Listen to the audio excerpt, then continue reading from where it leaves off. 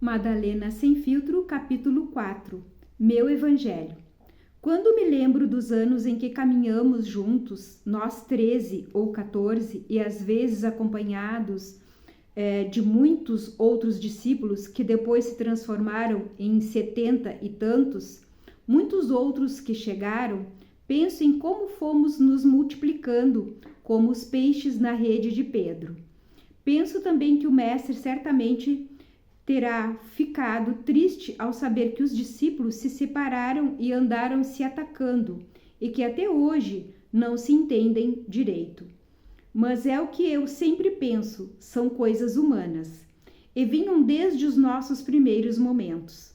Tiago e João eram muito importantes no grupo, mas ainda assim viviam barganhando privilégios.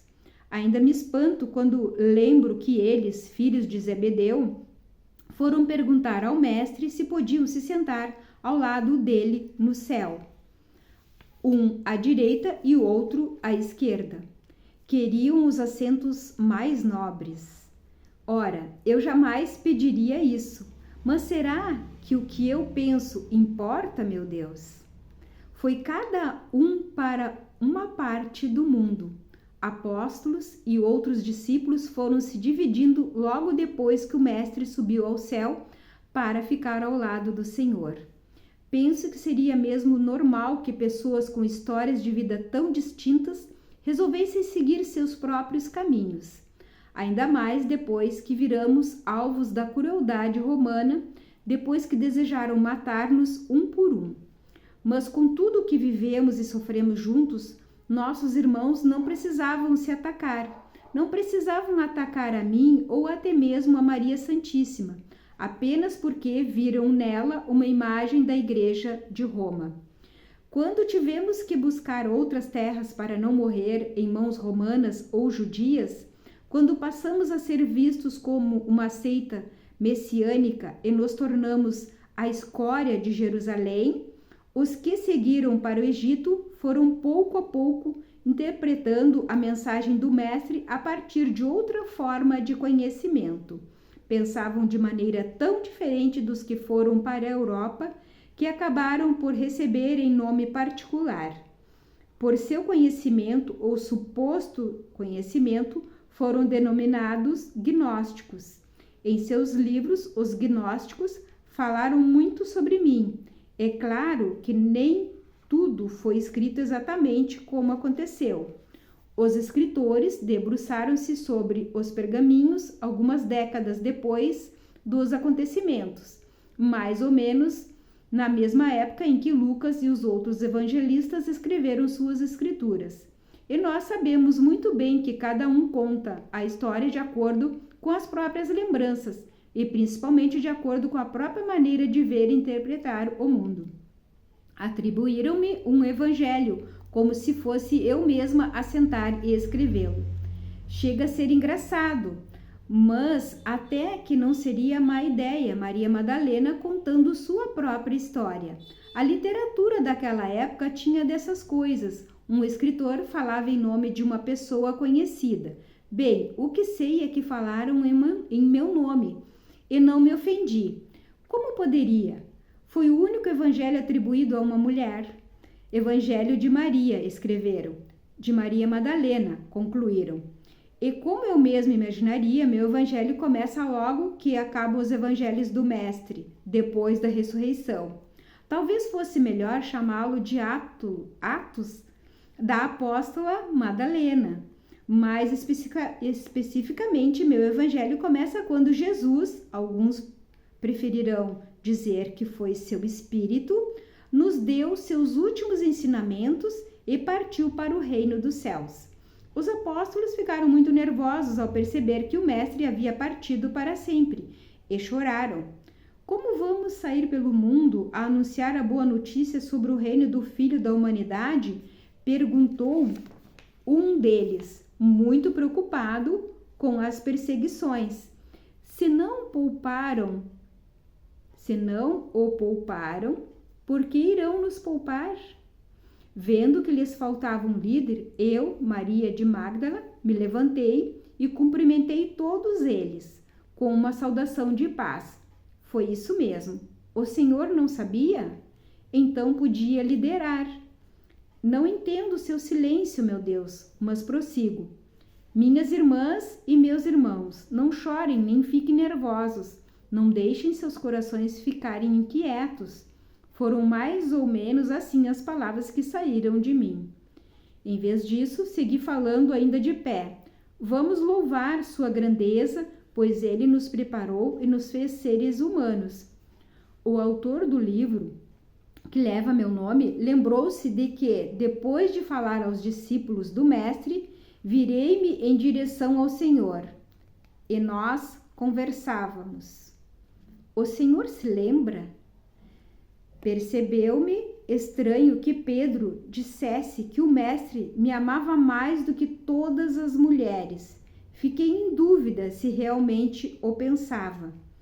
Se era só ironia ou se Pedro insinuava alguma coisa. Enfim, ele pediu que eu dissesse exatamente o que havia aprendido com Jesus nos momentos em que ficávamos a sós.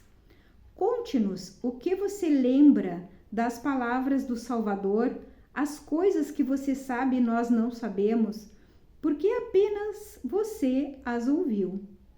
Foi algo assim o que Pedro me disse.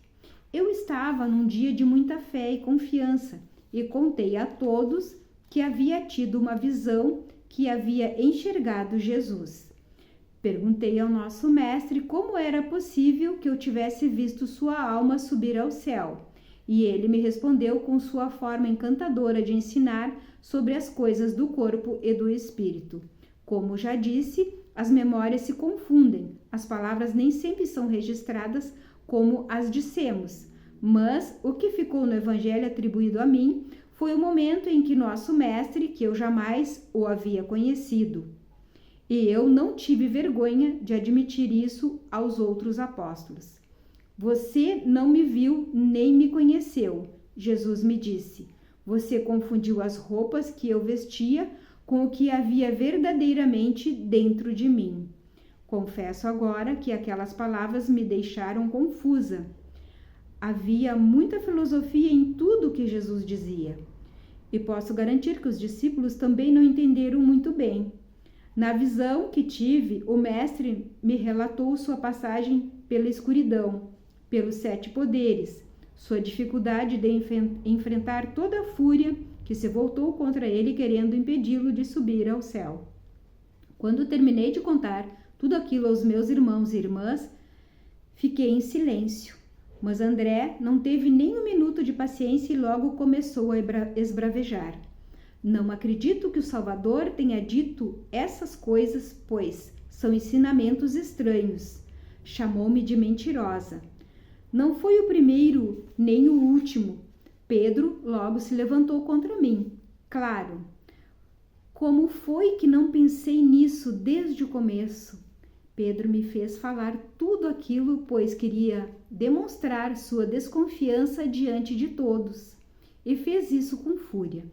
Então, ele falou em particular com uma mulher sem que soubéssemos disso? Devemos virar de costas e ouvir o que ela nos diz? Ele a escolheu acima de nós? Fiquei profundamente constrangida, sentindo-me agredida pelas palavras de Pedro. Foi minha vez de chorar. Toda a confiança que tive ao me levantar diante dos homens havia se transformado em lágrimas.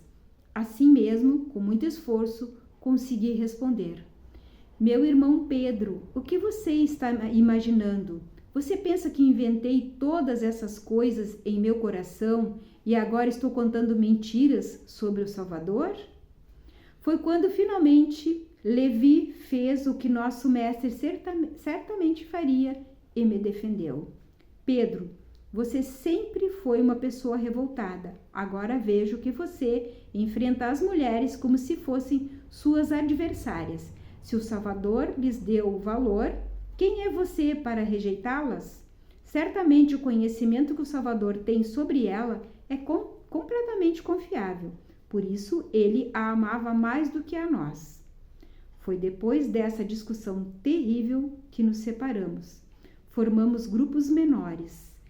Saímos pelo mundo para ensinar o que havíamos aprendido, e mais do que tudo, fomos rezar.